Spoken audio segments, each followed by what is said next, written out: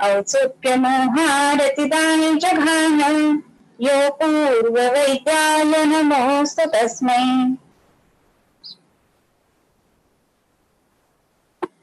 आपण वाग्भट सूत्रस्थान बघतोय. वाग्भटाचं सूत्रस्थान बघत असताना आपण लास्ट टाइम बघितलेलं होतं की कलियुगामध्ये वाग्भटाचं जे आहे तर त्याचं महत्व जास्ती आहे आणि सूत्रस्थानी तो वाग्भट असं म्हणत असल्यामुळे आपल्याला विशेष करून वाग्भट जो आहे तर तो सूत्रस्थानाच्या दृष्टीने वाचणं जास्त महत्वाचं राहतं. जेव्हा आपण सूत्रस्थानाचं वाचन म्हणताना तर सूत्रस्थानामध्ये सगळी चिकित्सा सूत्र सुद्धा अगदी सूक्ष्म रूपाने किंवा बीज रूपाने सांगितलेली आहेत आणि म्हणूनच ह्या बीज रूपामध्ये असणारी जी काही सूत्र आहेत तर त्या सूत्रांचा अभ्यास करत असताना आपल्याला एक अशी गोष्ट दिसून येते की ह्याचा जेव्हा आपण विचार करतो सूत्रस्थानाच्या दृष्टीने तर त्यावेळेला आपल्याला चिकित्सा सुद्धा वाग्भटामध्ये प्रत्येक ठिकाणी अशी छोट्या छोट्या सूत्रांमध्ये पेरलेली आहे हे दिसून येतं आणि म्हणूनच सूत्रस्थान जरी वाग्भटाचा फक्त पूर्ण केलं ना तरी सुद्धा त्याच्यावरती आपण चिकित्सा फार उत्तम पद्धतीने करू शकतो आणि म्हणूनच कदाचित असं म्हटलेलं असावं की सूत्रस्थाने तू वाग्भट.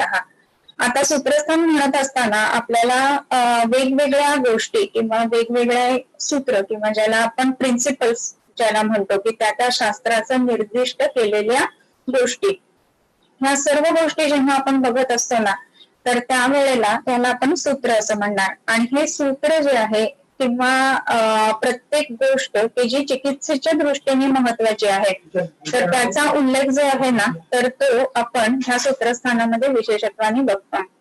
तर आपले त्यातले काही श्लोक झालेले होते. त्याच्यामध्ये आपण बघितलेलं होतं की 3 दोष असतात, 7 धातू असतात, इथपर्यंत सगळं झालेलं होतं आणि प्रकृतीचा विचार सुद्धा आपण बघितलेला होता आणि त्या संदर्भामध्ये मी एक सगळ्यांना प्रश्न सुद्धा विचारलेला होता की प्रकृती जी आहे तर 3ही दोष ज्या वेळेला उत्कट होतात तर त्यावेळेला समप्रकृती होते आणि ज्या वेळेला 3ही दोष वाढलेले असतात तर त्यावेळेला सान्निपातिक किंवा त्रिदोषाचे असे व्याधी उत्पन्न होतात. 3ही दोष वाढलेले असताना व्याधी उत्पत्ती आणि 3ही दोष उत्कट असताना जी प्रकृती ती समप्रकृती असं कसं काय असणार किंवा याचा विचार तुम्ही मांडा म्हणून सांगितलेलं होतं. तर फारच थोड्या लोकांनी त्याला उत्तर दिलेलं आहे.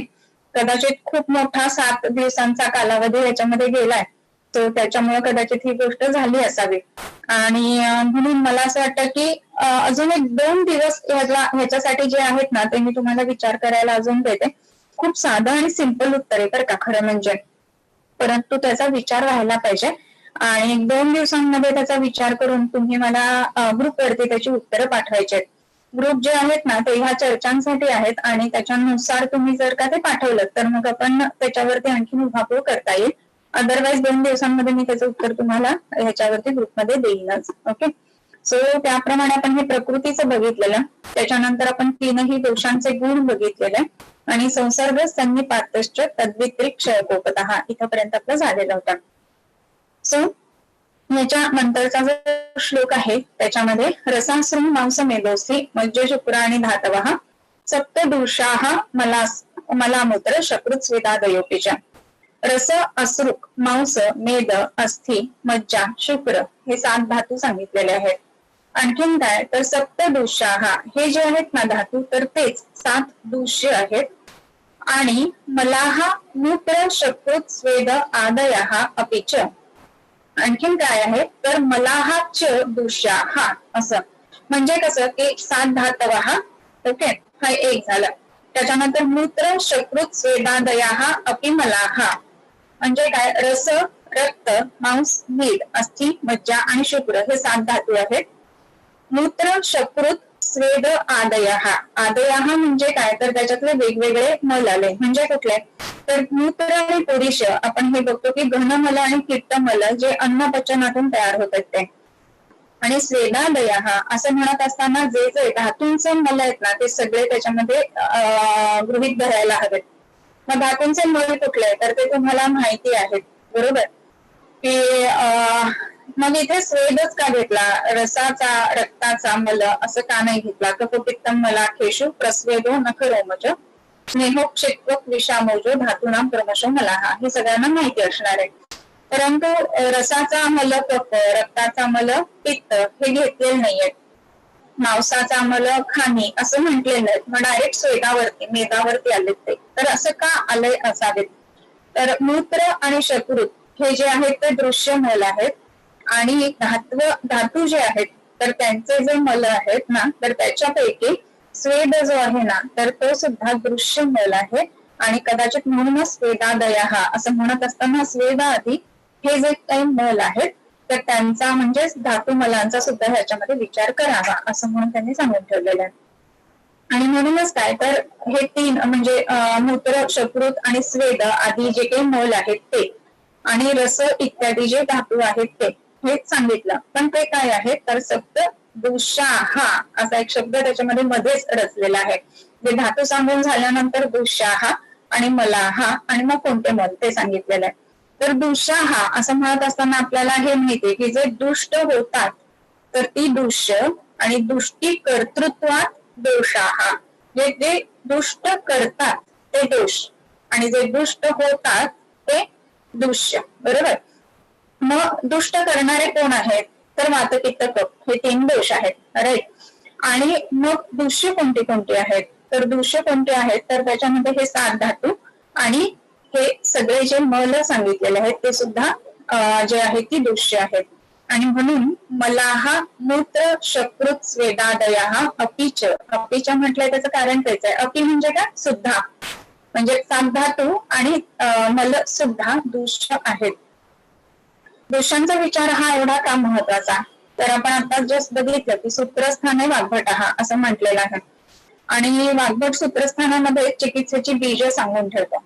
म्हणजेच काय याचा अर्थ की ज्या ज्या वेळेला आपल्याला चिकित्सा करायची आहे तर त्या वेळेला दोष साम्य प्रस्थापित करण्यासाठी चिकित्सा द्यायची, आणि त्याच वेळेला दूष्य जे आहेत ना तर ते जास्त बलवान होण्यासाठी.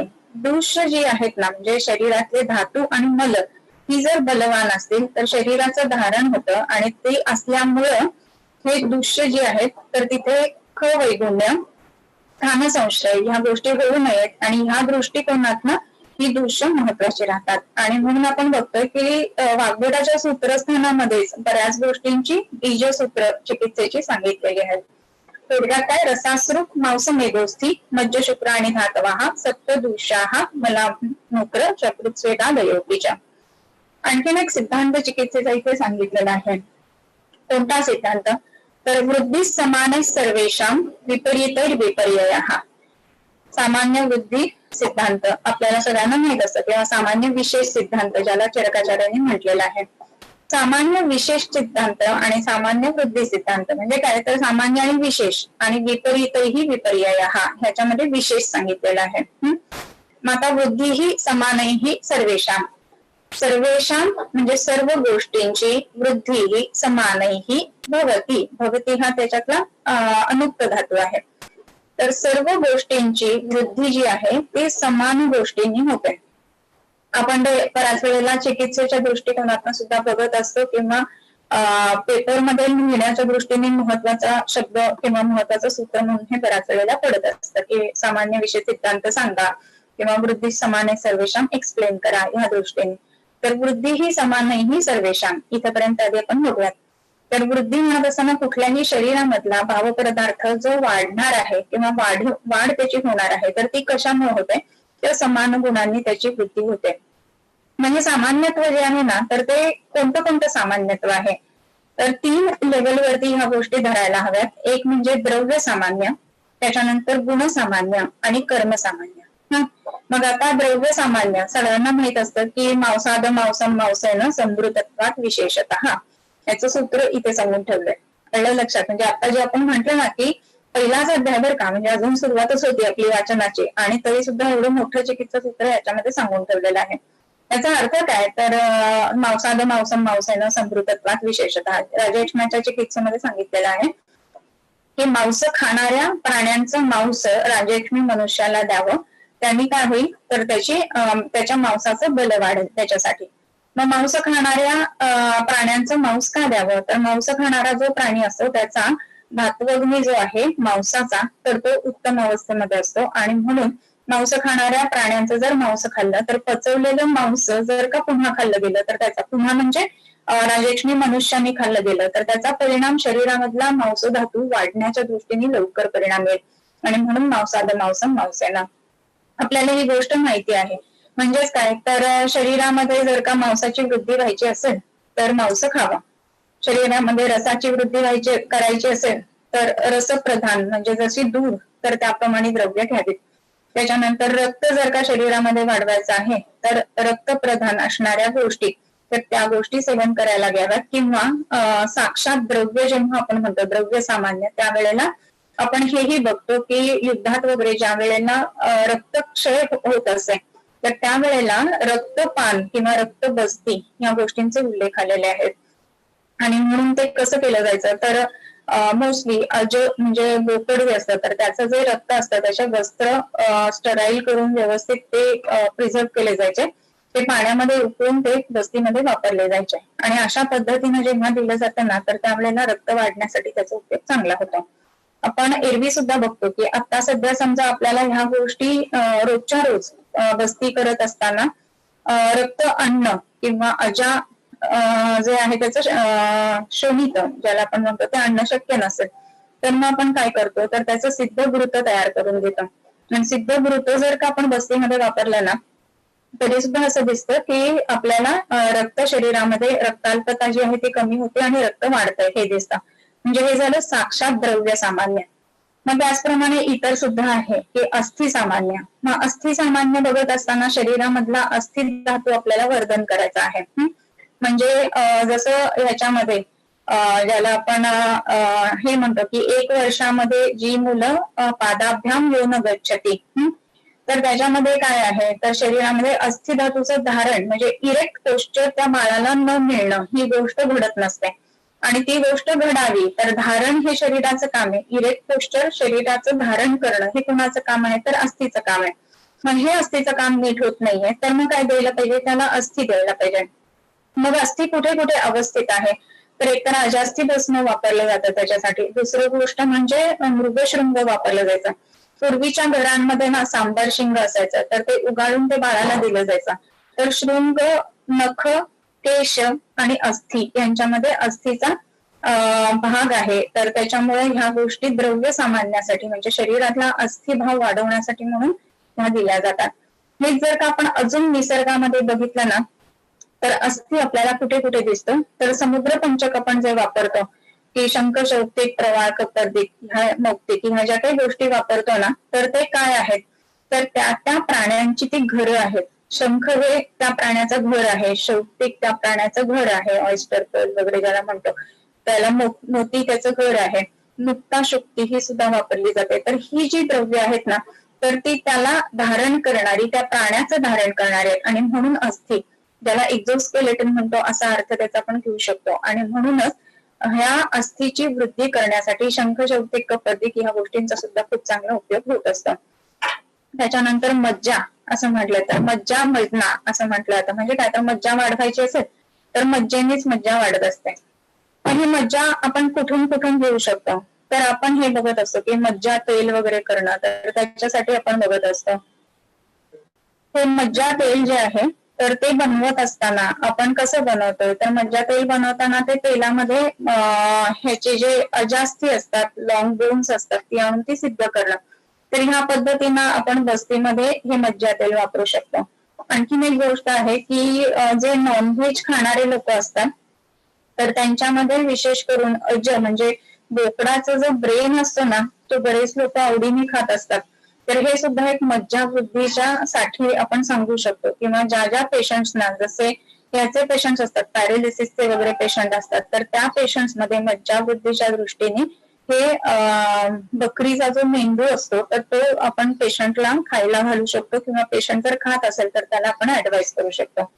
तर ह्या पद्धतीनं जर का आपण गेलो ना तर त्याप्रमाणे वृद्धी समाने सर्वेशाम ह्या गोष्टी आपल्याला दिसतात. हे सगळं झालं द्रव्य सामान्य धातूंच्या हिशोबाने. मलांच्या हिशोबाने जर का सामान्य आपल्याला बघायचं असेल तर आणखीन काय आहे तर मल जे आहेत ना शरीरातलं तर ते सुद्धा वाढणं काही अवस्थांमध्ये गरजेचं असतं. मग मलं वाढणं ह्या दृष्टीने जेव्हा आपण बघतो ना तर त्याचा काय विचार करायला पाहिजे, तर हे साक्षात द्रव्य सामान्यतः मल भक्षण करणे ही गोष्ट घडत नाही. परंतु काय महत्वाचं आहे तर राजलक्ष्मीचे जे जे पेशंट असतात तर त्यांच्यामध्ये बलम तस्यही विद्बलम असं म्हटलेलं आहे, बरोबर. आणि म्हणून तर तिथे त्याचं राजलक्ष्मी पेशंट मध्ये जर का त्याचं बल विद्बल आहे म्हणजे त्याच्या शत्रुतावरती त्याचं बल अवलंबून असेल तर शकृत त्याचं धारण होणं ही गोष्ट गरजेची राहते.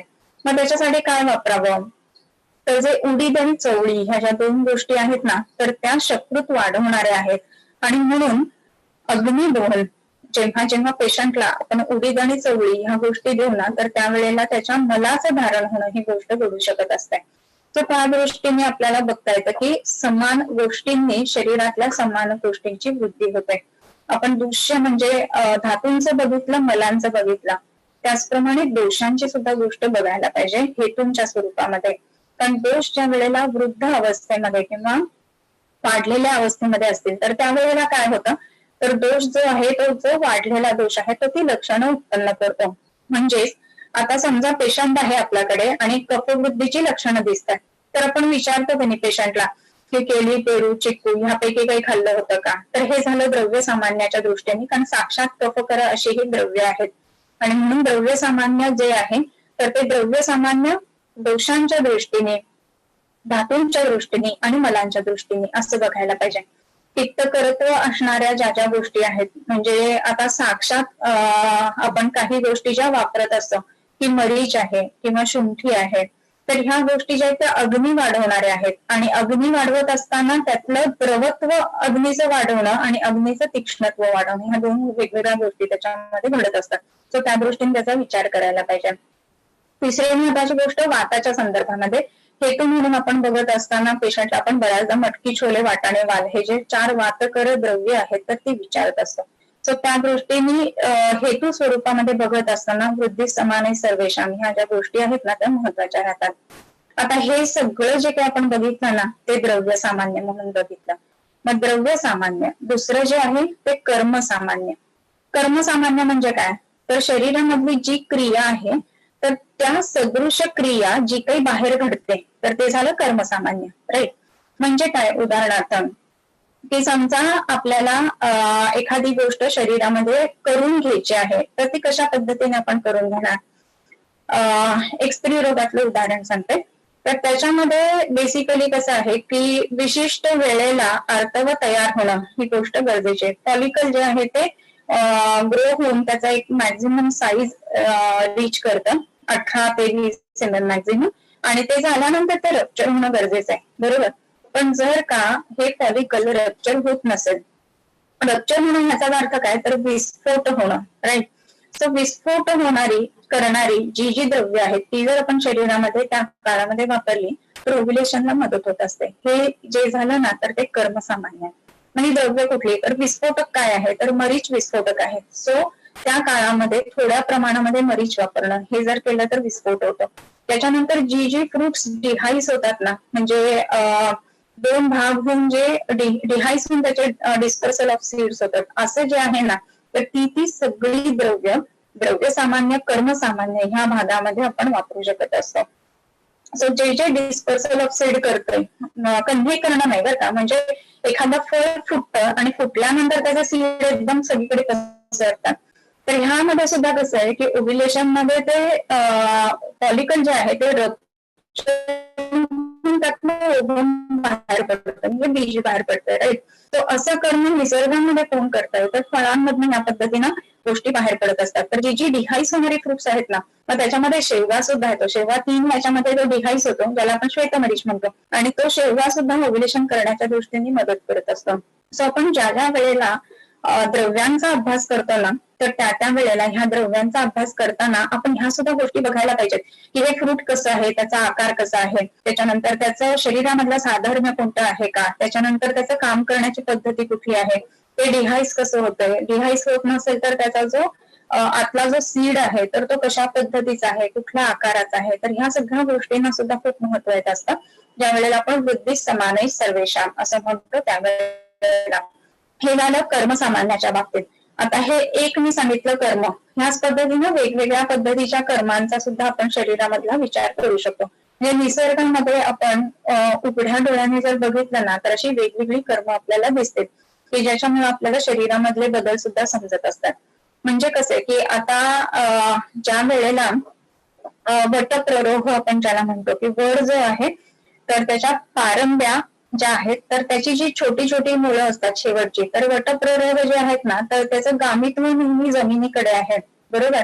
म्हणजे काय तर ते मूळ आहे आणि ते मूळ जे आहे ना तर मूळ व्याध ज्याला म्हणतो किंवा अर्श ज्याला म्हणतो, तर तशा पद्धतीचे ते दिसतात आणि ते जे आहेत त्याचं गामित्व नेहमी जमिनीकडे किंवा मूलस्थानी असं आहे आणि म्हणून मग त्याचा उपयोग आपण त्याच्यामध्ये जे श्रावी अर्श असतात त्याच्यामध्ये करताना बघतो. त्याच्यानंतर वडाचे जे अंकुर असतात, वटांकुर ज्याला आपण म्हणतो किंवा वटशृंग ज्याला म्हणतो, शृंग नाहीये बरं का, शृंग म्हणजे शिंग आणि शृंग म्हणजे त्याच्यावरती येणारा जो कोंब किंवा अंकुर असतो ना त्याला शृंग म्हणतात, SHUNG असा स्पेलिंग येईल त्याचा.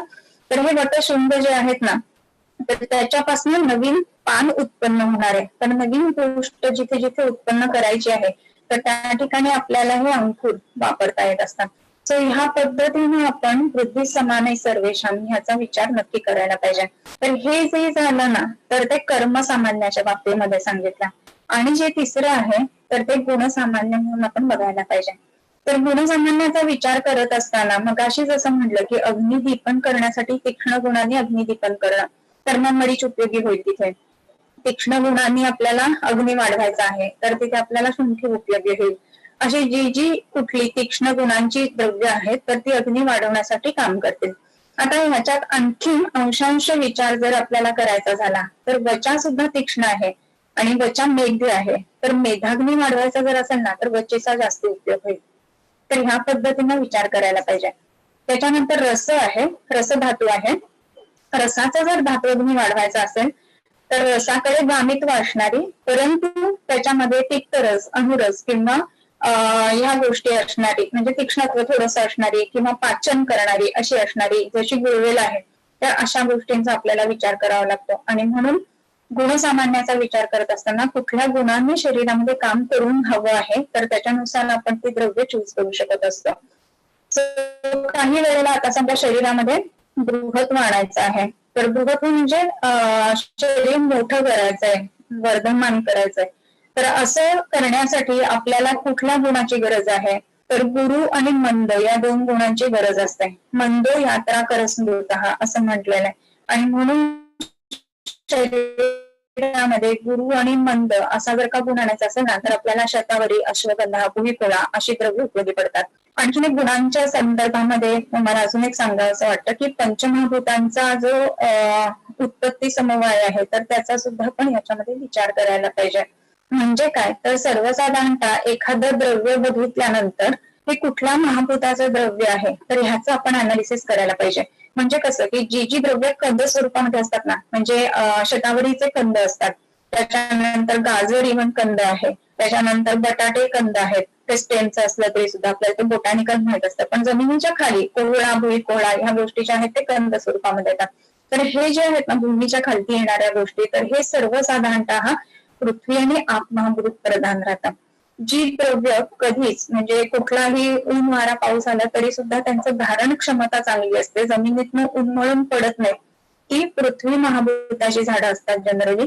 आणि पृथ्वी महाभूताचा जो असतो तो सुगंध हा गुण सांगितलाय, त्यामुळे जी जी सुगंधी द्रव्य असतात तर त्यांचा सुद्धा समावेश पृथ्वी महाभूतामध्ये होत असतो. सो आपल्याला जर का कुठलं औषध वापरायचं असेल तर कुठे जाणारं औषध हवंय, उदाहरणार्थ आपल्याला समजा ह्याच्याकडे गर्भाशयाकडे गामित्व असणार एखादं द्रव्य हवं आहे, तर गर्भाशयाचे आपल्याला 2-3 पद्धतीने विचार करावे लागतात. एक म्हणजे कसं की नवनिर्माण करण्याच्या दृष्टीने मग तिथे आपण अंकुर वगैरे ह्या गोष्टी वापरू. परंतु गर्भाशयाच्याच ठिकाणी जर का समजा रक्तस्राव जास्त आहे किंवा युटेराईन डिसेंट होतो आहे तर तिथे कसली अपेक्षा आहे तर तिथे धारणाची अपेक्षा आहे. गर्भाशयालाच धरा असं सुद्धा म्हटलेलं आहे. मग ह्या ठिकाणी पण काय वापरणार तर देवदारासारखं आपण द्रव्य वापरू जे सुगंधी आहे आणि जे उन्मळून पडत नाही. दुसरी गोष्ट म्हणजे तिथे अशोकासारखं पण द्रव्य वापरू किंवा तिसरी महत्वाची गोष्ट तिथे आपण ह्याचं नाट्यशरासारखं आपण द्रव्य वापरू. तर ह्या वेगवेगळ्या गोष्टी आहेत ना की जे सुगंधी आहे तर त्यांचा विचार आपण तिथे निश्चित करू शकतो. सो ह्याप्रमाणे आपण द्रव्य सामान्याचा ह्याचा विचार करत असताना, गुणसामान्याचा विचार करत असताना पंचभौतिकत्वाचा विचार करायला पाहिजे. तसंच पृथ्वी महाभूताचं बघितलं, आप महाभूताचं बघितलं, मग तेज महाभूताची जी जी द्रव्य असतात ना तर तेज महाभूताच्या द्रव्यांमध्ये विशेष करून काटे जे असतात ना ते तीक्ष्ण आहेत असं आपल्याला दिसतात. आणि ह्या जनरली झिरोफायटिक वनस्पती असतात. दलदलीमध्ये वगैरे अशा ह्या जनरली वाढत नाहीत. जिथे जंगल प्रदेश ज्याला आपण म्हणतो तर अशा ठिकाणी या वनस्पती वाढतात. मग चित्रक आहे, बाहेरून बघितल्यानंतरच ते आपल्याला तसं दिसतं. त्याच्यानंतर बाभळ आहे, बाभळीची काटे तीक्ष्ण असतात. त्याच्यानंतर काटेसावर आहे. तर ह्या गोष्टींचा विचार जो आहे ना तो तीक्ष्णत्वाच्या दृष्टीने आपण अग्नी शरीरातला वाढावा म्हणून वेगवेगळ्या पद्धतीनं करू शकत असतो. त्याच्यानंतर पृथ्वी, आप, तेज, त्याच्यानंतर वायवीय आणि आकाशीय ह्या वनस्पतींचा विचार करायला पाहिजे.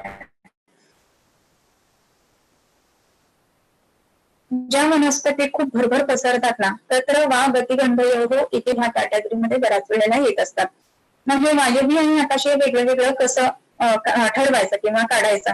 तर वायवीय म्हणत असताना त्या वेगवेगळ्या पद्धतीनं पसरतील, पण आकाशीय म्हणत असताना काही विशिष्ट वेलींचे प्रकार असे असतात की त्या नेहमी वरती चढतात, खाली पसरत नाहीत. काही वेली ज्या असतात त्या जमिनीवर पसरतात आणि काही वेली ज्या आकाशीय असतात ना तर त्या नेहमी वरती चढतात.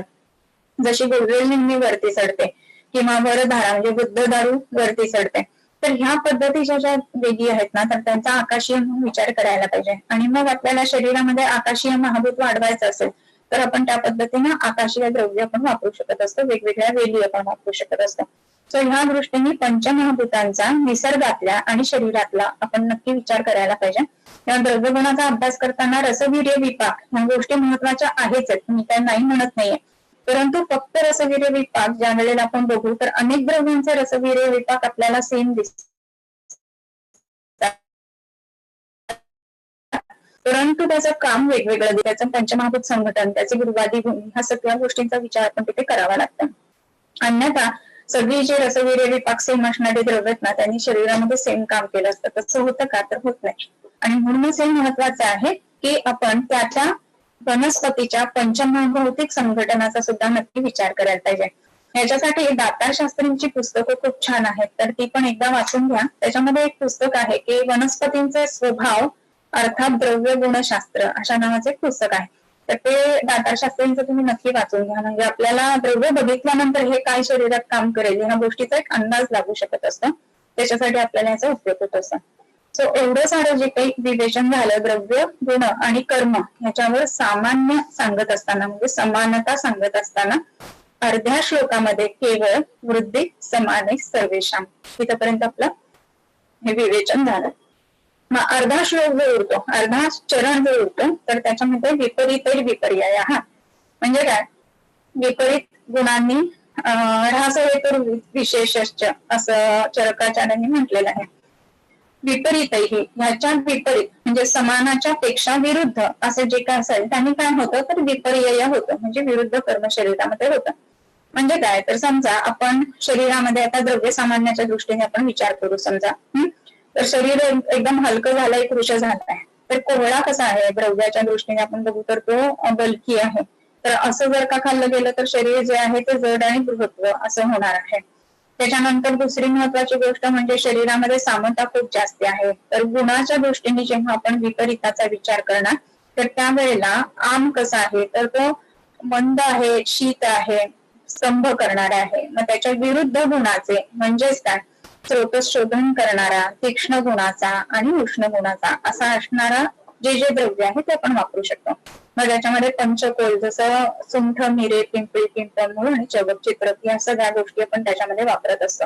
त्याच्यानंतर ज्या ज्या वेळेला शरीरामध्ये एखाद्या गोष्टीची कमतरता आहे म्हणजे आता रक्ताल्पता आहे आणि त्या ठिकाणी रक्त सदृश किंवा त्याच्या सदृश गोष्टी नाही घेतल्या गेल्या तर त्या कमी करण्यासाठी शरीरामध्ये काही गोष्टी झाल्या, जसं रक्त कमी आहे आणि स्रावी अर्श झालेले आहेत असं जर असेल तर त्या रक्ताची आणखी हानी किंवा क्षय करण्यासाठी तो रक्तक्षयाशी कारणीभूत ठरेल की नाही, तर ठरेल. आणि म्हणूनच त्याच्याप्रमाणे म्हणजे रक्त वाढवणं तर दूरच राहिलं पण क्षय होतोय. तर ह्या पद्धतीनं आणि त्याचनुसार मांसाचा जर आपण विपरीताचा विचार करायला गेलो तर खूप जास्त व्यायाम जो आहे ना तर तो करू नये असं आपल्या आयुर्वेदामध्ये सांगितलेलं आहे. म्हणजेच काय तर अर्धशक्त्या निषेध वस्तू बलिदी स्निग्ध भोजवी. आणि सुद्धा तिथले लेख जे आहे ना ते लक्षात ठेवायला पाहिजे.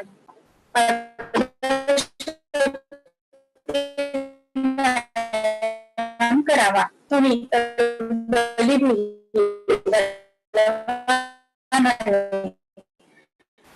आणि कोणी तर स्निग्ध भोजवी, स्निग्ध जो जेवण करतो त्याने म्हणजे स्निग्ध जेवण घ्यावं असं म्हटलेलं आहे. तर ज्या कारणाने शरीरामध्ये वात आणि पित्त वाढणार आहेत जसं की व्यायाम, तर त्याच्या विरुद्ध गोष्ट लगेच करावी. म्हणजे स्नेह असणारा आणि बलवान असणारा या गोष्टी कराव्या, स्नेह भोजन करावं. परंतु व्यायाम खूप समजा केला आणि व्यायाम केल्यानंतर स्निग्ध जेवण नाही घेतलं तर काय होणार आहे, तर वातपित्त वाढणार आहे. तर विपरीत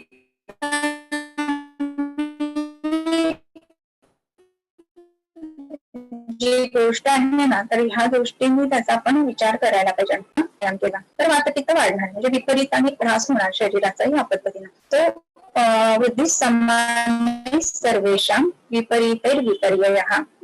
त्याच्यानंतरचा हे जे चिकित्सा सूत्र आहे ना ते सगळ्यात महत्वाचं किंवा बऱ्याच वेळेला वेगवेगळ्या ठिकाणी ज्याच्यामध्ये आपल्याला दिसतं की वेगवेगळ्या पद्धतीने एक्सप्लेनेशन किंवा वेगवेगळ्या पद्धतीने प्रश्न पडलेले असतात परीक्षेमध्ये.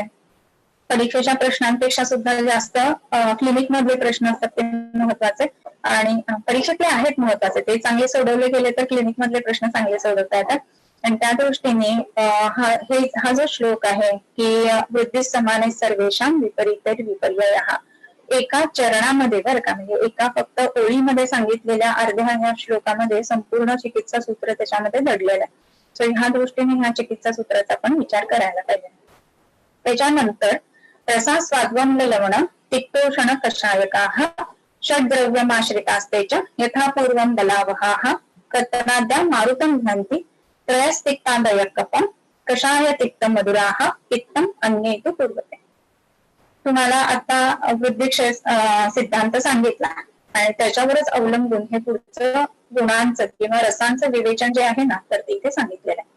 6 रस असतात एकूण. कुठले रसाः स्वादू, आम्ल, लवण, पित्त, उष्ण आणि कषाय. तर हे 6 रस जे सांगितलेले आहेत तर त्याच्यामध्ये 6 रसांमध्ये षड्द्रव्यम आश्रिताः तेच यथापूर्वं बलावहाः.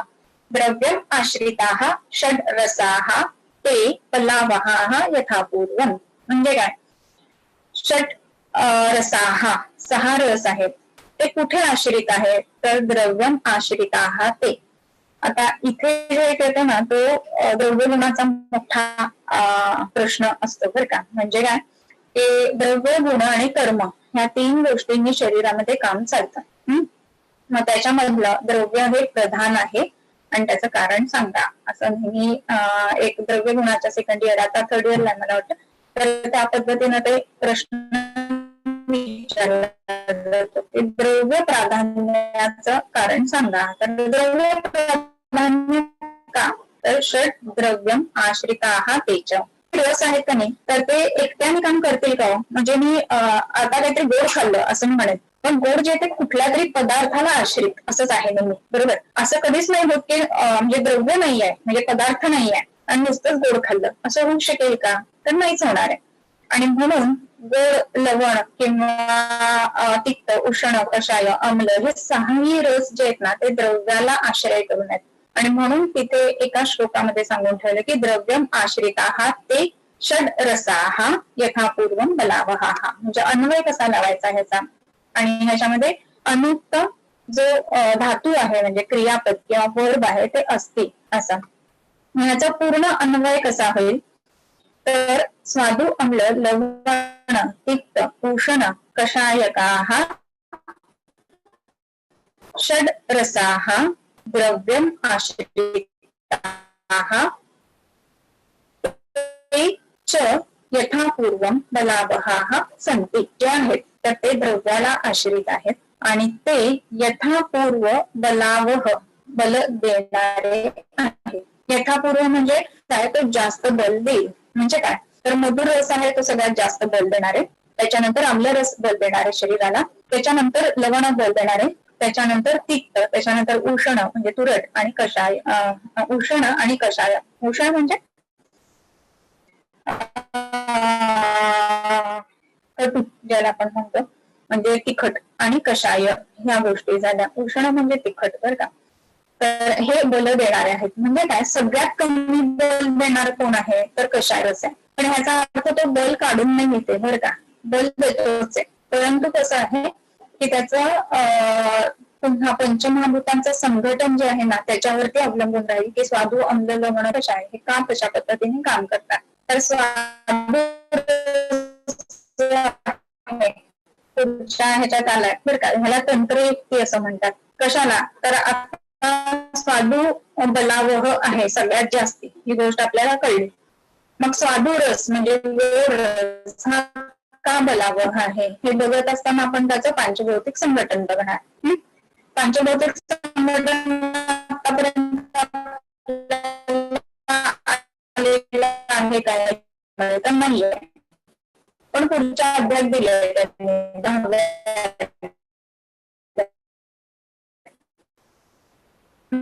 आपल्याला ते बघायचं म्हणून आपण जसं बघूया काढला आणि तिथे साधू कशाने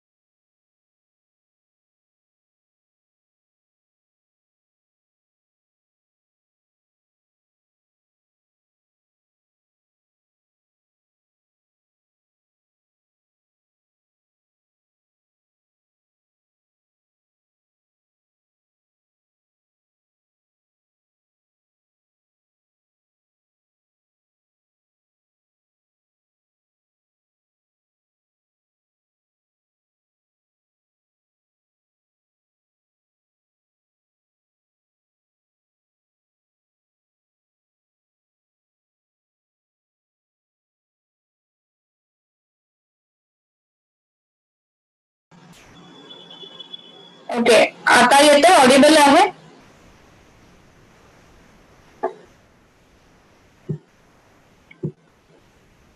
ओके, तत्र आद्याः मारुतं म्हणते म्हणजे काय, तर पहिले तीन जे आहेत तर ते मारुतम म्हणजे वाताचं शमन करणार आहे. त्रयस्तिक्तादय कफम कषाय तिक्तम मधुराः तिक्तम अन्येतु कुर्वते.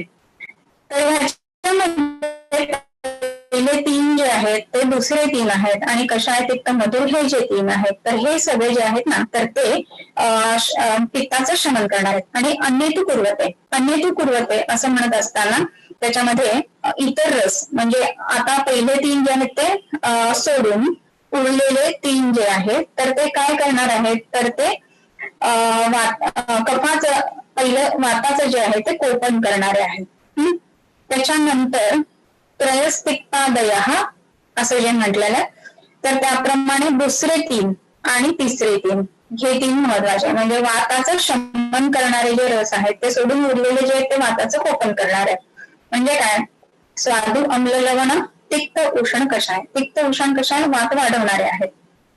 त्याच्यानंतर कफ कमी करणारे जे आहेत तर त्याच्यामध्ये तिक्त उष्ण कषाय आणि मग कफ कोण वाढवेल, तर मधुर अम्ल लवण हे तीन जे ते कफ वाढवते. तर ह्या पद्धतीनं त्याच्यामध्ये आपण बघायला पाहिजे की अर्ध्या चरणामध्ये त्यांनी फक्त एवढंच सांगितलं की काय म्हणतो आपण त्याला की अन्येतु कुर्वते असं म्हटलेलं आहे. तर अन्येतु कुर्वते असं म्हणत असताना इतर रस जे आहेत ते त्याचं कोपन करणारे आहेत या अर्थाने. त्याच्यानंतर शमनम कोपनम स्वस्थ हितम द्रव्य नेतित्रिता. शमन, कोपन आणि स्वस्थ हितकर असे तीन प्रकारची द्रव्य आहेत. ओके, शमन करणारी द्रव्य. आता शमन करणारे द्रव्य असं म्हणत असताना काय येतं त्याच्यामध्ये, तर ज्या गोष्टीने दोषांचं शमन होत आहे तर ते सगळे शमन करणारी द्रव्य झाले. ज्या गोष्टीने शरीरामध्ये दोषांचा कोप होतो ती जी आहे ती दोष कोपन द्रव्य. आणि तिसरा जो प्रकार आहे द्रव्यांचा त्याच्यामध्ये स्वस्थ हित द्रव्य म्हणजेच काय, तर जी द्रव्य शरीरामध्ये स्वास्थ्य मेंटेन करणारी आहेत तर ती जी आहे द्रव्य ती स्वस्थ हितकर द्रव्य. तर शमन, कोपन आणि स्वस्थ हित असा हा तीन प्रकारच्या द्रव्यांचा विचार आपण त्याच्यामध्ये करायला पाहिजे. मग आता शमन द्रव्य जी आहे तर शरीरामध्ये ज्या वेळेला वात वाढलेला आहे तर आपण शमन द्रव्य त्याच्यामध्ये वापरणार. त्याच्यानंतर कोपन द्रव्य जे आहेत ना तर ती आपण मुद्दामून प्रत्येक ठिकाणी काही करायला जाणार नाही की दोषांचा कोप व्हावा या दृष्टीने, परंतु हेतू या दृष्टीने आपण जेव्हा जेव्हा बघणार ना तर त्या वेळेला आपण हे कोपन करणारी द्रव्य बघणार आहेत. म्हणजे काय, तर जसं विधानी अन्न जे आहे ते खाल्ल्यानंतर पित्त वाढतं. म्हणजेच काय, तर पित्त कोपन करणारी जी द्रव्य आहेत ते म्हणजे कोपन द्रव्य या अर्थाने आपण घेऊ शकतो म्हणजे विधानी अन्न असं. आणि स्वस्थ हितकर द्रव्य, काही विशिष्ट द्रव्य आहेत की जी स्वस्थ हितकर आहेत म्हणजे ते शमन करणार नाहीत, कोपन करणार नाहीत, परंतु आयुष्याचं वर्तन करतील अशी द्रव्य जी आहेत ती स्वस्थ हितकर द्रव्य अशी सांगितले. तर ह्या स्वस्थ हितकर द्रव्यांचा विचार जो आहे ना तर तो विशेष करून आपण बघायला पाहिजे की रसायन चिकित्सेमध्ये स्वस्थ हितकर द्रव्य आपल्याला दिसतात.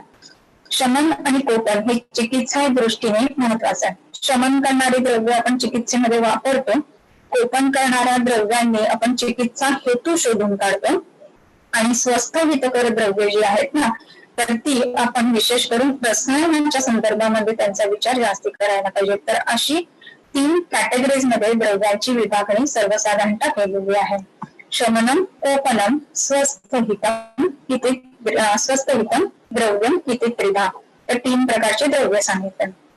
कसं आहे ना की आपण हे बऱ्याच वेळेला पाठ असतो आणि म्हणताना आपण पुढे निघून जात असतो, पण ज्या वेळेला आपण प्रत्येक शब्दाचा विचार करू ना तर त्यावेळेला आपल्याला बऱ्याच नवीन गोष्टी त्याच्यामध्ये समजायला लागतात किंवा ह्या पद्धतीनं आपण त्या द्रव्यांकडे किंवा त्या सूत्रांकडे बघायला लागतो. म्हणून वाचन महत्वाचं राहतं. आणखी काय, तर उष्ण शीतो गुणोत्कर्षा तत्र वीर्यम द्विधा. इथे तीन प्रकारची द्रव्य सांगितली. मग वीर्य दोन प्रकारचा म्हणजे ज्या शरीरामध्ये कार्य घडतात तर ती दोन प्रकारची कार्यशक्ती त्याच्यामध्ये उष्ण आणि शीत या गुणांच्या उत्कर्षाने जे जे कार्य होतं तर हे दोन प्रकारचं कार्य म्हणजेच काय तर उष्ण गुण प्रधान कार्य आणि शीत गुण प्रधान कार्य. तर आपण निसर्गात सुद्धा बघतो सोम आणि सूर्य आणि अनिल हे तीन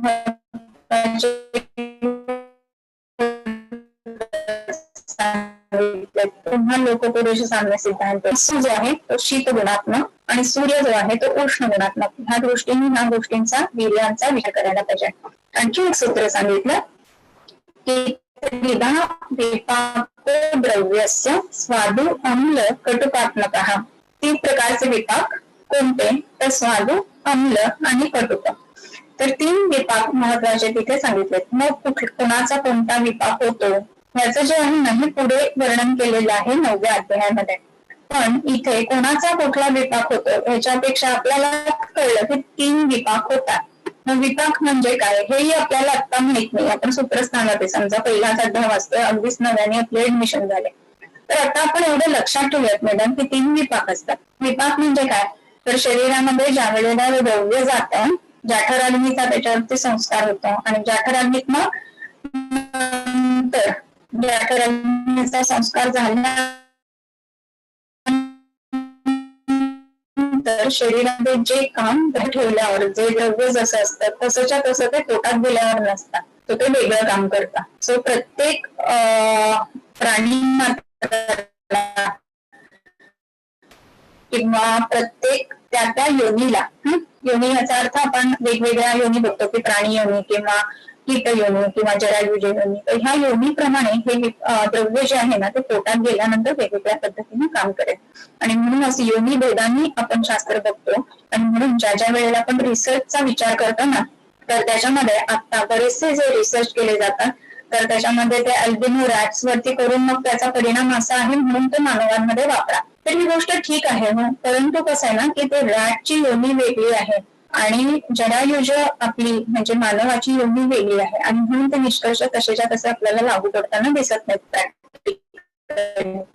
आणि म्हणून रिसर्च करताना आपण ह्या गोष्टींचा विचार निश्चितच एक मनामध्ये किंवा आपल्या बॅक ऑफ द माइंड निश्चित ठेवायला पाहिजे. सो त्रिधा विपाक द्रव्यस्य स्वादु अम्ल कटुकात्मक.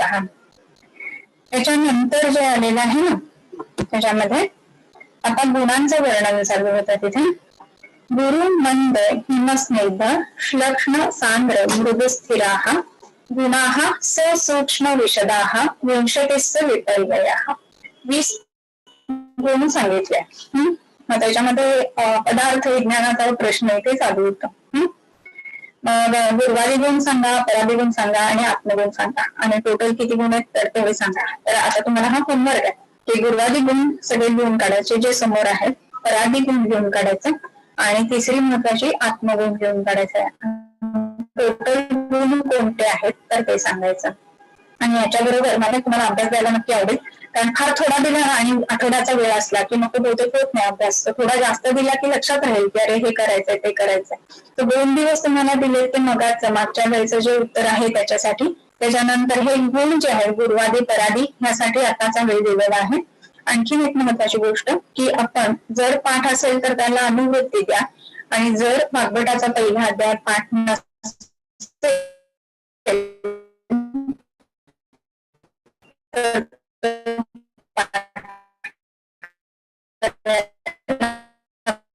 सुरुवात करूया.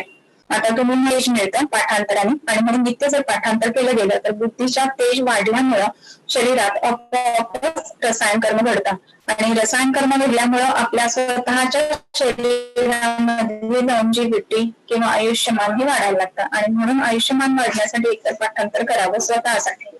दुसरी गोष्ट म्हणजे पाठांतर आपण जसं करत जाऊ रेग्युलर असेल काय घडायला लागतं की ते ऐकल्या वेळेला खूप छान पद्धतीने आठवायला लागतं. तर हे मोडणं गरजेचं आहे आणि म्हणून नित्य करणं गरजेचं आहे. आणि म्हणून हे पाठांतर जे आहे ना तर ते आपण नित्य करायला पाहिजे. सो पहिला अध्याय जो आहे तो पाठ करायला सगळ्यांनी सुरुवात करावी आणि ज्यांचा पाठ असेल त्यांनी अनुवृत्ती द्यावी कारण फर्स्ट इयरला केलेला अध्याय कदाचित आतापर्यंत लक्षात नसेल किंवा पूर्ण लक्षात नसेल किंवा मधले श्लोक आठवत असतील. सो त्या दृष्टीने करायला पाहिजे. सो गुरुमंद हिमस्निग्ध श्लक्ष्ण सांद्र मृदुस्थिराः गुणाः सूक्ष्म विशदाः विंशतिस्स विपर्ययाः. तर ह्याच्यातले जे जे व्याख्या आहेत ना, तर काय ते स्तंभनिशितः वगैरे, तर ह्या सगळ्या व्याख्यांच्या दृष्टीने हा जो गुरुवादी गुणांचा संच आहे तर तो सुद्धा पूर्ण धुवून काढायचा आहे. म्हणजे काय, शरीराला गुरुत्व आणण्यासाठी गुरुगुण, मंद कशासाठी, हिम कशासाठी, स्तंभनिशितः वगैरे आता म्हटलं तसं. तर हे सगळं तुम्हाला होमवर्क साठी दिलेलं आहे. आणि मला असं वाटतं आता आपण शंका काही असतील तर त्या घेऊयात आणि त्याच्यानंतर नेक्स्ट पुन्हा शुक्रवारी होमवर्क करून आपण इथे भेटणार आहोत पुन्हा. ओके, सो त्यामध्ये एक सेकंड, शंकांचं मी ओपन करते.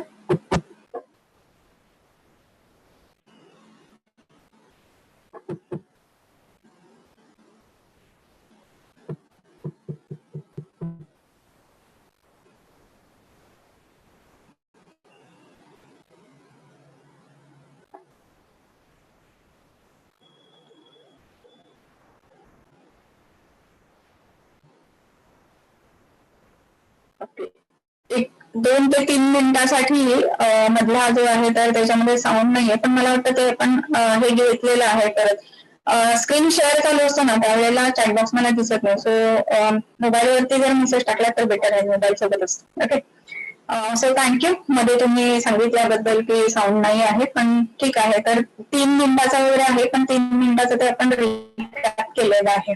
ओके, सो आता प्रश्न घेऊया. त्याच्यामध्ये रक्ताल्पता असेल तर अग्नी कमी असेल तर रक्तबस्तीचे पाचन होण्यास आधी पाचन द्रव्य द्यायची असा विचार करावा का? हा, खूप छान प्रश्न विचारला डॉक्टर देशमुख यांनी, की रक्ताल्पता आहे आणि त्याच्यानंतर अग्नी सुद्धा कमी आहे, असं असताना बस्तीमधनं ज्या वेळेला आपण रक्तबस्ती देऊ तर त्याचं पाचन होण्यासाठी आधी पाचन औषध द्यायची का आणि मग त्याच्यानंतर बस्ती द्यायचा का? तर कसं आहे ना की एक गोष्ट झाल्यावर दुसरी गोष्ट, मग ते झाल्यावर तिसरी गोष्ट, असं जे सांगितलेलं असतं ना, तर त्याच्याही पेक्षा शरीरामध्ये 3 न्यायांनी काम चालतं असं म्हटलं जातं आणि हे तिन्ही न्याय शरीरामध्ये ऍट अ टाइम चालू असतात. तर त्याप्रमाणे शरीरामध्ये एकाच वेळेला पाचन आणि एकाच वेळेला प्रीणन ह्याही गोष्टी चालू असतात.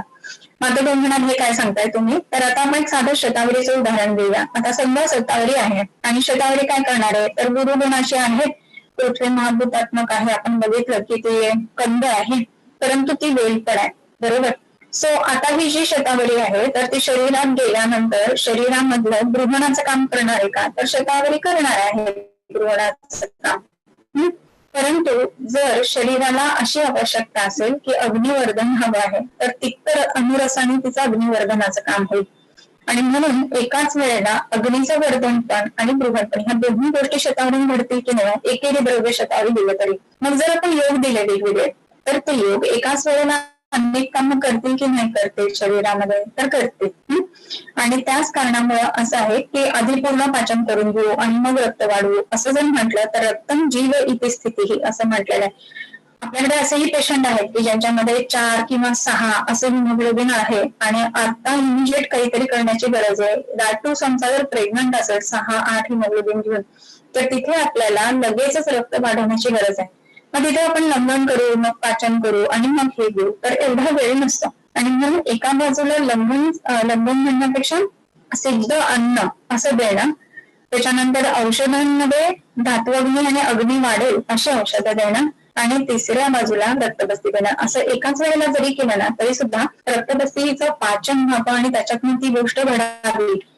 तर अशा गोष्टी एकाच वेळेला शरीरामध्ये घडू शकतात आणि म्हणून ही गोष्ट महत्वाची राहते की प्रत्येक वेळेला लंघन पूर्ण करून मगच त्याच्यानंतर हे करावं असं नाही विचार करायला पाहिजे. शरीराची गरज कशी आहे हे बघून आपण काम करायला पाहिजे. ओके,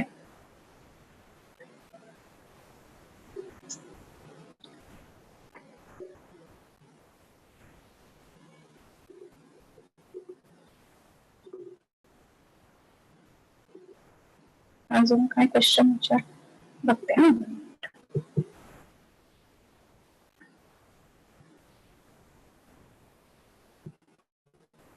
अजून काही प्रश्न आहेत कोणाच्या घरच्या? विद्यासमूह निसंशय भवती असं म्हणूयात काय ना.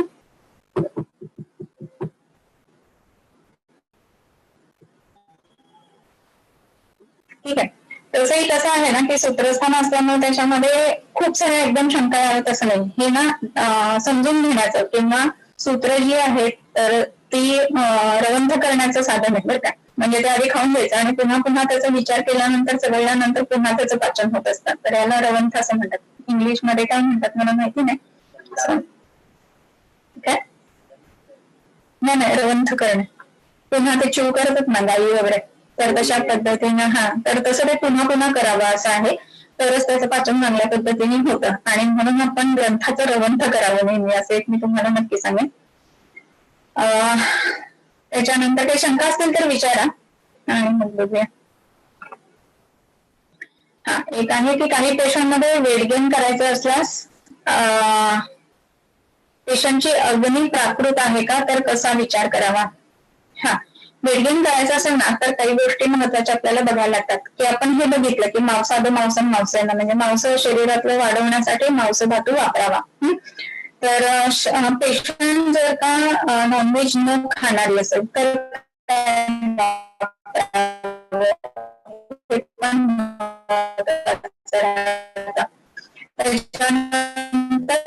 तिथे अग्नी जर प्राकृत आहे तर कसा विचार करायचा असेल तर त्याला आपण म्हणतो की चांगली भूक लागते म्हणजे अग्नी चांगला आहे. परंतु गृहिणीमध्ये याचंच वर्णन आहे की अन्न जे खाल्लं जातंय तर ते आपोआप अन्न जे आहे ना तर ते खाल्लेलं अन्न जे आहे तर ते अन्न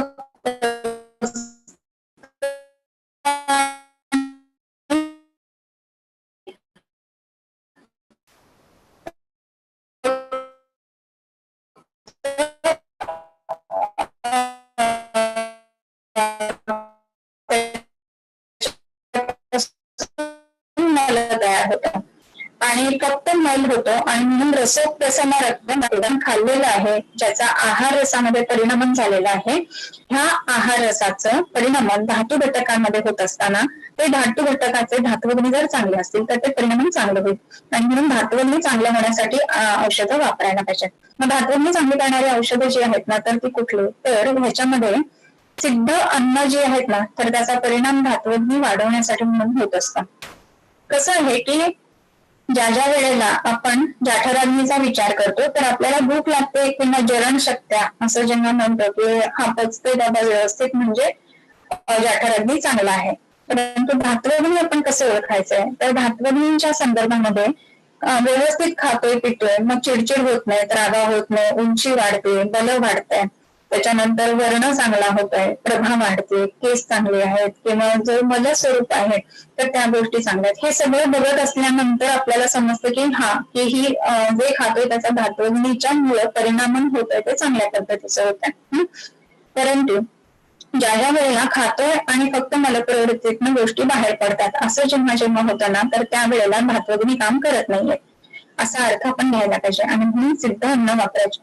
सिद्ध अन्न जी आहेत ना तर ती गामित्व वाढवण्यासाठी आणि धात्वग्नी वाढवण्यासाठी याचा उपयोग चांगला होत असतो.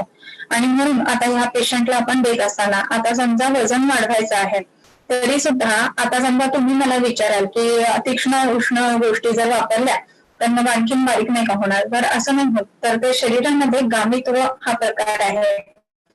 शरीर जे आहे त्याच्या आत द्रव्य गेल्यानंतर द्रव्य ठरवणार आहे की त्याच्यात काय काम करायचं आहे. समजा आपण तिथे मरीच वापरलाय, एक उदाहरण सांगते. तर मरीच तीक्ष्ण आहे, मरीच अग्निवर्धनाचं काम करणार आहे. परंतु मरीच जर का बघितलं तर ते तीक्ष्ण झाले आणि प्रमाथी असल्यामुळे ते बारीक करण्याचं सुद्धा काम करू शकतात. परंतु शरीरात गेल्यानंतर इथे बारीक करायचंय का अग्नी वाढवायचंय, तर ही गोष्ट जी आहे ना आपण सेंद्रिय द्रव्य किंवा वनस्पतीचे द्रव्य ज्या ज्या वेळेला वापरतो तर त्या वेळेला द्रव्याने ही गोष्ट समजते. आणि आत गेल्यानंतर जिथे अग्निवर्धनाचं काम अपेक्षित आहे तिथे अग्निवर्धन घडतं, जिथे लेखनाचं काम अपेक्षित आहे तिथे लेखन घडतं. तर ह्या गोष्टी घडतात आणि म्हणून पेशंटमध्ये सिद्ध अन्न वापरायला पाहिजेत. आता वजन वाढवायचं आहे ना तर आपण कशा पद्धतीनं ते द्यायला पाहिजे, तर व्यान आणि उदानाचा जो काल आहे ना तर त्या कालामध्ये व्यान जो आहे तिथून सर्व शरीरामध्ये रसरक्ताचं विक्षेपण होत आहे आणि उदानाच्या काळात जो आहे तर त्याच्यामध्ये उदान बलमोचक आहे.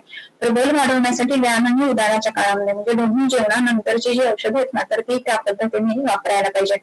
सकाळचा जो वेळ आहे तर तो धात्वग्नी चांगला करणार आहे. रसायन काल आपण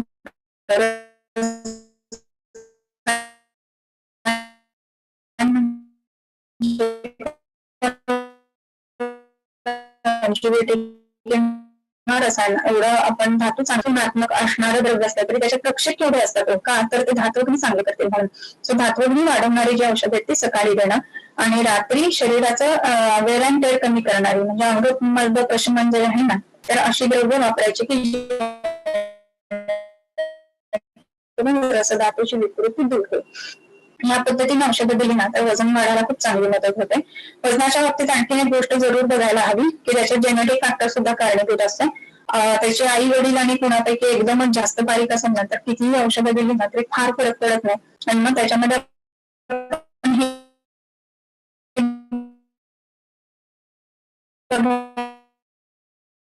पाहिजे की त्या व्यक्तीच्या, आता हे जे विचारलंय की व्हेजिटेरियन लोकांचा प्रश्न की आता मांस म्हटलं की मांस वाढतं मांस खाल्ल्याने, तर शाकांमधलं मांस असं सुद्धा वर्णन आलेलं आहे. मग त्याच्यामध्ये चवळी आणि हे जे आहेत उडीद तर ते शाकांमधलं मांस असं आलेलं आहे. देवी महात्म्यामध्ये ह्याचं वर्णन आलेलं आहे बरं का.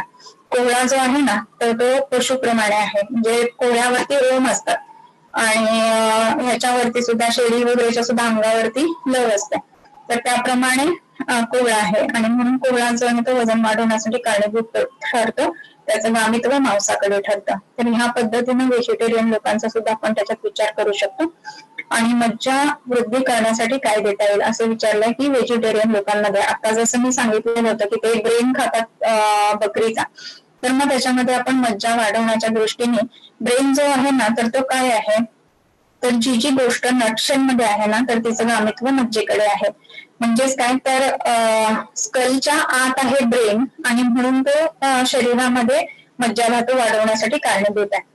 मग तसाच निसर्गातला म्हणजे वनस्पतींमधला नटशेल मध्ये असणाऱ्या कोणत्या कोणत्या गोष्टी आहेत, तर बदाम आहे, अक्रोड आहे किंवा इतर जे जे नटमेग्स आपण ज्याला म्हणतो, तर अशा ज्या गोष्टी आहेत ना तर त्याचा उपयोग जो आहे तो मज्जेच्या गामित्वासाठी वापरता येतो. आणि म्हणून तिथे मज्जा वाढवण्यासाठी विशेष करून बदाम आणि अक्रोड या गोष्टींचा आपल्याला वापर करता येत असतो.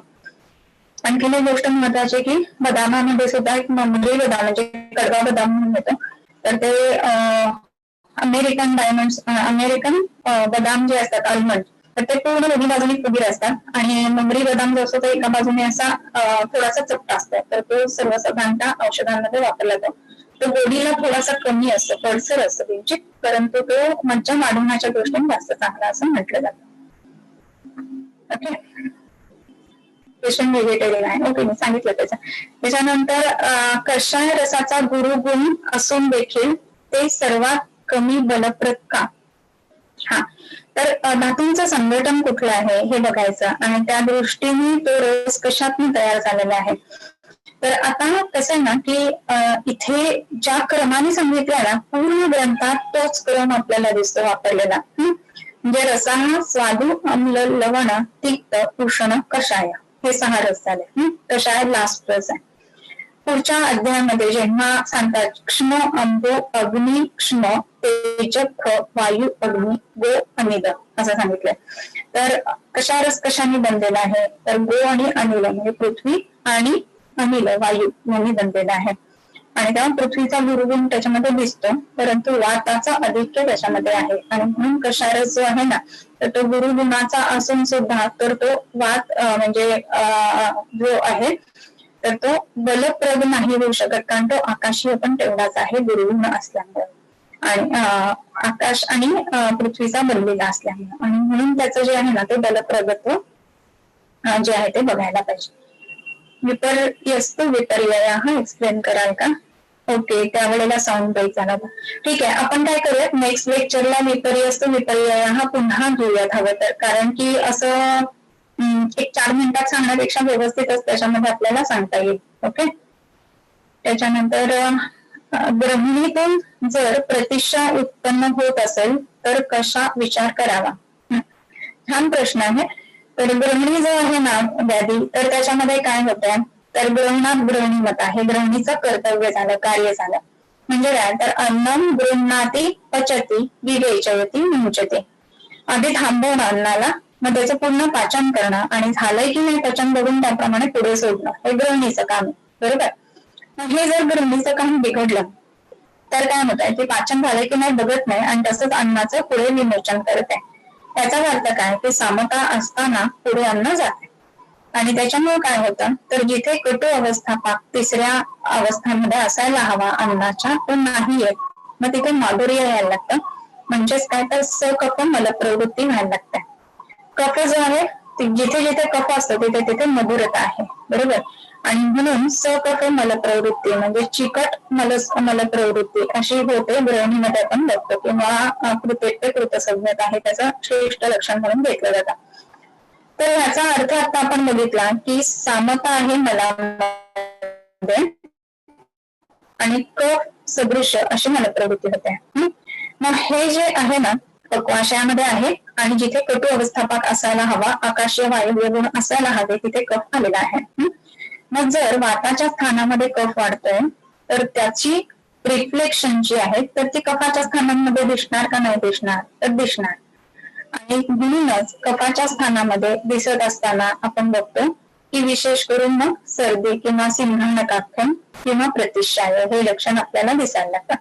कारण की जिथे जिथे विकृत कफ वाढलेला आहे तर तिथे कफाच्या स्थानांमध्ये सुद्धा त्याचा प्रत्यय येणारच ना, आणि म्हणून कफाच्या स्थानांमध्ये प्रत्यय येतो, म्हणून तिथे प्रतिशाय होतं गृहिणीमध्ये हे आपल्याला दिसतं.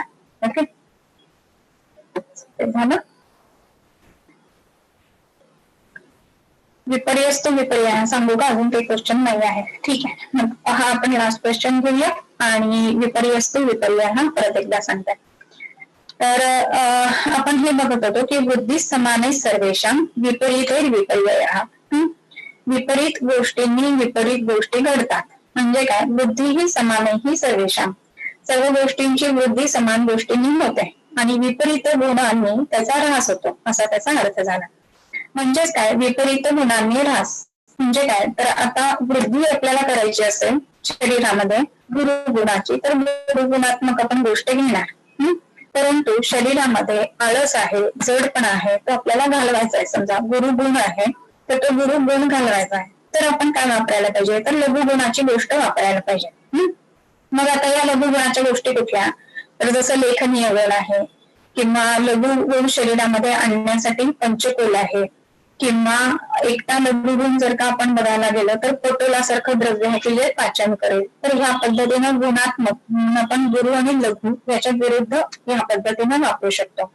आणखीन विपरीताचा संबंध जो आहे तो द्रव्य सामान्य जसं आहे ना तसं द्रव्य विशेष किंवा द्रव्याच्या विपरीत या अर्थाने येतात. तर चरकाचार्यांचं उदाहरण खूप छान आहे त्याच्यामध्ये, की एखादी गोष्ट जर वाढलेली असेल तर त्याच्यामध्ये विपरीत म्हणजे विशेष असं होत असताना कसं आहे की एखादं तळ आहे आणि ते तळ्यामध्ये पाणी खूप वाढलेलं आहे, तर ते तळ्यातलं पाणी जे आहे ना तर ते सूर्य संताप आले. पाणी काय आहे, शीत गुणाचं आहे. सूर्य संताप कसं आहे, तर उष्ण गुणाचं आहे. तर ते सूर्य संताप वाढला तर त्याच्यामुळं जे तळ्यातलं पाणी आहे तर त्या उष्णतेने त्या तळ्यातलं पाणी जे आहे ते हळूहळू आटणार आहे. तर ह्या पद्धतीनं ऱ्हास होत जातो आणि त्याला आपण म्हणतो विपरीतही विपर्यय किंवा विशेष असतो पृथक्त्वकृत असा शब्द वापरलेला चरकाचार्यांनी. त्याच्यामध्ये हे झालं द्रव्य विशेष. मग आता इथे आपल्याला अजून एक उदाहरण घेता येईल की आता शरीरामध्ये स्थौल्य आहे. एक उदाहरण की शरीरामध्ये स्थौल्य आहे, तर मग ते स्थूलता नसणारं असं द्रव्य जे आहे ना तर ते शरीरामध्ये वापरणं या अर्थाने. म्हणजेच काय, तर स्थूलता नसणारं द्रव्य वापरायला हवं, म्हणून मांस आपल्याला नाही वापरायचंय तिथे. मग काय वापरायला हवं शरीरामध्ये, तर मग त्या ठिकाणी मरीच्यासारखं द्रव्य किंवा शुंठीसारखं द्रव्य अशा गोष्टी आपण वापरणार. हे झालं द्रव्य विशेष.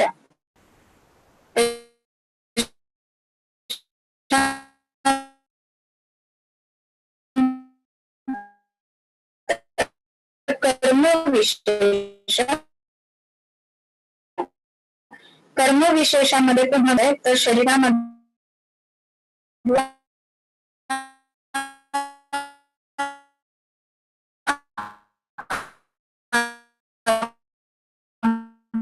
धातू आहे त्याचं शोषण झालंय, कमी झालेलं आहे. त्या विरुद्ध गुण आपण वापरणार म्हणजे झालं गुणविशेष. म्हणजे काय वापरणार, आकाश आणि वायूच्या विरुद्ध जर बघितलं तर पृथ्वी आणि आप येतात.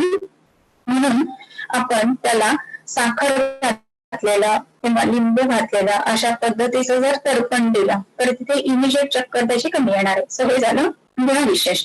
आणि दुसरी गोष्ट आहे की कर्म विशेष.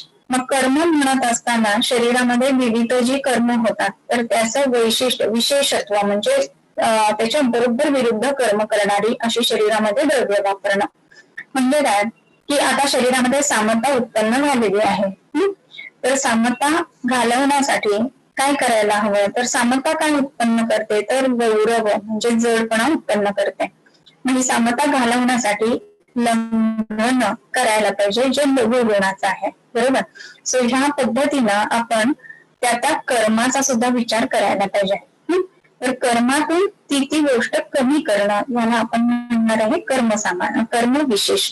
सो जसं ज्या एखाद्या गोष्टीने गोष्ट वाढणार आहे तर त्याच्या विपरीत गुणाच्या कर्माने विपरीत गुण होणारे तर विशेष म्हणजे त्याच्या विरुद्ध कर्म शरीरामध्ये घडणार आहे. आणि विपर्यस्तु विपर्यय हा असा शब्द वापरलाय. सामान्य विशेष चिकित्सा सिद्धांत जो आहे चरकाचार्यांचा तो सुद्धा जर जमला तर होमवर्क म्हणून जमला नको जमेल कारण होमवर्क म्हणून जर वाचला तर मग ते तुम्हाला जास्त सोयीचं पडेल. सो सामान्य म्हणत असताना आपल्याला माहिती आहे की काय खायचं काय नाही खायचं किंवा काय चिकित्सा द्यायची. तसं विपरीत करण्यासाठी म्हणजे शरीरामध्ये आता वात वाढलेला आहे तर वाताचे गुण काय आहेत तर आपण बघितलेलं आहे आता कषाय तिक्त काय आहे ते रसस्वादन तिक्त उष्ण आणि कषाय.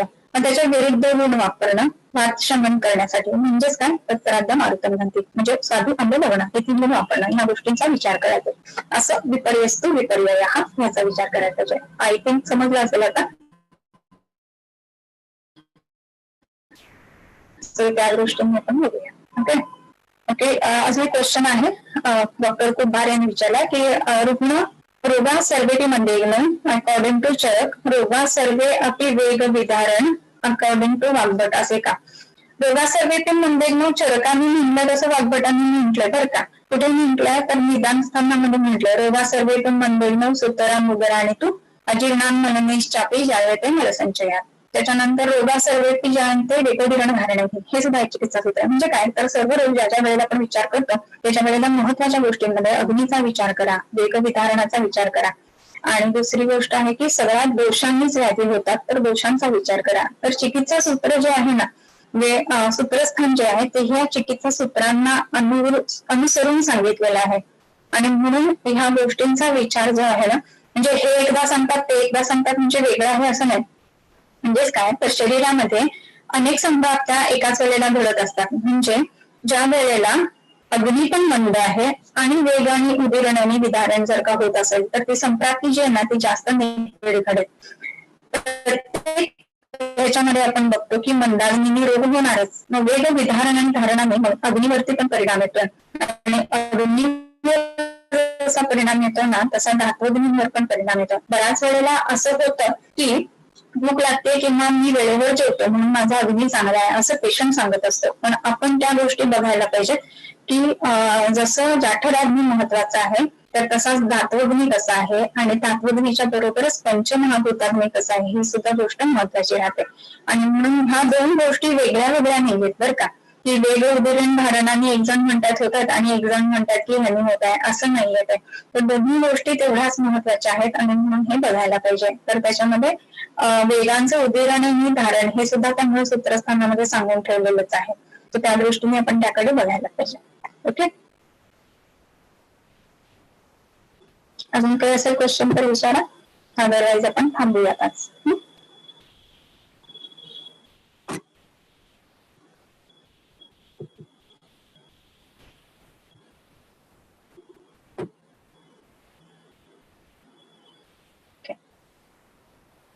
सो आपण प्रसादन म्हणून आणि थांबूया.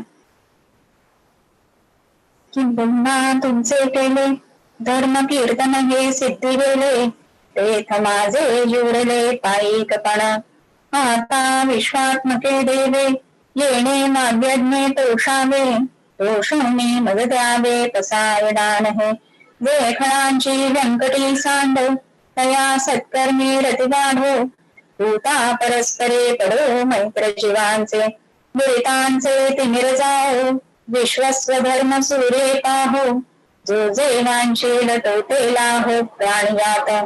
वर्षत सकळ मंडळी, ईश्वर निष्ठांची मांदियाळी, अनवरत भूमंडळी भेटतो भूता.